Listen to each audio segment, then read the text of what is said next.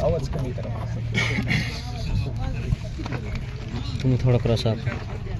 Okay okay. देशी वृक्ष लागवडीसाठी कायमच तुम्ही एक मोहीम चालवत आहे. धाराशिवमध्ये 10 लाख वृक्ष एकाच दिवशी लावणार आहे, तेही देशी आहेत सगळे. काय भावना आहे? मी बघतोय काम खूप चांगलं चाललंय. एफर्ट्स खूप चांगले ते घेतलेत. पण आता 10 वर्ष आम्ही काम करतोय. मला खूप चॅलेंजिंग वाटतंय किंवा सरकारच्या योजना आपण नेहमी 5 वर्षांनी बघायला गेलो तर ते परत बघता येत नाही, त्याचा काही पुरावा करता येत नाही.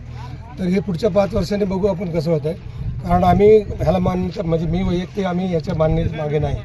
कारण झाडाला एक स्पेस लागते. किमान आम्ही 15 फुटाच्या वरती आत लावत नाही. आता मियावाकी नावाचं फॅड आपल्या देशात आलं आहे आणि गव्हर्नमेंटने ते स्वीकारलं आहे. पण हे किती सक्सेसफुल बघूया. काही ठिकाणी सक्सेस झाल्याची पण काही उदाहरणं आहेत. पण आपल्या देशाला याची किती गरज आहे हा जरा, कारण आपल्या देशात खूप जागा आहे. पण ज्या पद्धतीचे एफर्ट्स बघतोय मी इथं, तर हे असं चॅलेंजिंग वाटतं की कारण त्यात पण भांडणं होणारच ना त्यांची, त्या झाडांची, मुळांची, त्यांच्या सावलींची. त्यामुळे फिटेस्ट असेल तो जगेल, बाकीचे काय करतील ते अजून बघण्याचं. कारण ह्या इतक्या टफ टेरेनमध्ये प्रयत्न करणं हा चांगला भाग आहे, कौतुक आहे. फक्त आता आपण बघतो की मी काय ते लिरिसिडिया सुद्धा आपल्या सरकारची भूमिका होती ना, त्यामुळे आपल्या इतक्या वर्षानंतर आपल्याला कळतं त्याचं काय झालं. तो परत उलटा प्रवास करा, बोलू नका. पण काय चांगल्या कामाला कौतुक करूया आपण, चांगले करूया. पण आम्ही स्वतः आता ज्या 2 लाख झाडं लावायचं आता आम्ही गव्हर्नमेंटचीच हे घेतो, पण आम्ही ह्यात पडत नाही. कारण आम्हाला असं वाटतं की 10-15 फुटावरच. कारण आमच्याबरोबर जे सायंटिस्ट तज्ज्ञ लोक आहेत त्यांचं म्हणणं आहे की शक्यतो ह्याला सेकंडरी महत्त्व द्यावं. पण आता सरकार आपण आहे, आपलंच सरकार आहे आणि त्यांनी ही भूमिका घेतली तर आपण त्यांचा अभ्यास करूया आणि पुढे अजून 5 वर्षांनी बोलूया. गणवन संकल्पना जी आहे ती थोडक्यात आपल्या म्हणण्यानुसार किंवा आपण जे अभ्यास केला त्याच्यानुसार ती परिपूर्ण नाही आहे असं थोडक्यात आपल्याला. हां, म्हणजे कसं ती झाडांची मुळं नंतर वाढणार कुठं. ती आता मोठी झाल्यानंतर वड, पिंपळ असे 50 इथं लावली तर त्यांचा वाढव्य पसारा होतो ना, तो पसारा जाणार कुठं. जर 1 एकरमध्ये 15,000, आम्ही 1 एकरमध्ये 400 झाडं लावा म्हणतो. इकडे जर 15 आणि 30, 1 एकरमध्ये किती लावतो आपण? 1 एकरमध्ये ऑलमोस्ट हेक्टरी 30,000. हेक्टरी हेक्टर म्हणजे कितीच असतं? 100. हां, 2.5 एकरमध्ये 30,000 झाडं. तर ते पण जीव आहेत, त्यांच्या जीवाचं कसं होणार आहे अजून. म्हणजे माझा तेवढा अभ्यास नाही की ह्या घनवन आम्ही कुठं प्रयत्न केला नाही तसा.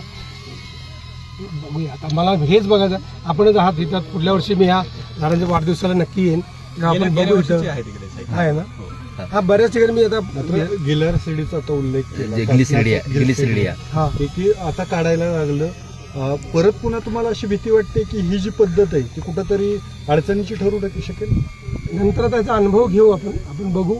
पण आमच्या मते माहिती करता समजा पानसरे की आमच्याकडे तज्ज्ञ लोक काय आहे त्यांचं हे म्हणणं की ह्याला सेकंडरी महत्त्व द्यावं. आपल्याकडे जागाच कमी आहे आणि सगळ्या प्रजाती लावायच्या. ठीक आहे, आपल्याकडे खूप जागा आहे आणि एका घरात 4 माणसं राहतात, तिथे जर 40 राहायला लागले तर त्या लोकांचे हाल होणारच ना.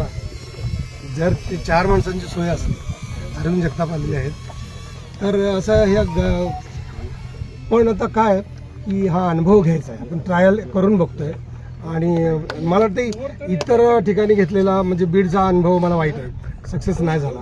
आता ह्यांच्याबद्दल खूप कलेक्टरांच्याबद्दल त्यांच्याबद्दल ऐकतोय की त्यांनी खरोखर खूप चांगलं काम केलं आणि मी बघतोय पण चांगलं आहे. एफर्ट्स खूप चांगले आहेत.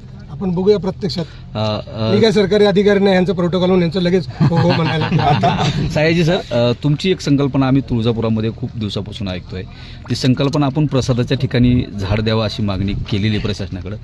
काय कधी प्रशासनानं त्याला सकारात्मक कसा प्रतिसाद दिला आहे, त्याच्यानंतर आपलं काही बोलणं झालंय का? आणि मुख्यमंत्र्यांना मी हे 10 वर्षापूर्वी सांगितलं होतं आणि त्यांना आवडली पण होतं.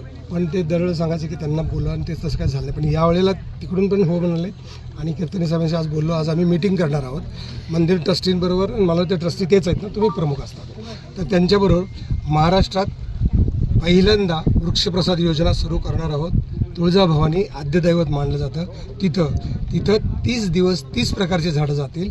एका दिवशी 500 अभिषेक झाले तर 500 झाडं जातील आणि ती 500 झाडं एक पुजारी तेवढ्यासाठी असेल, म्हणजे 4 पुजारी असतील कदाचित, 5 माणसं कामाला असतील आणि 1 फुटाचं झाड असेल, रोप असेल आणि ते 30 प्रकारची झाडं जेव्हा जातील ती 90 प्रकारापर्यंत जातील.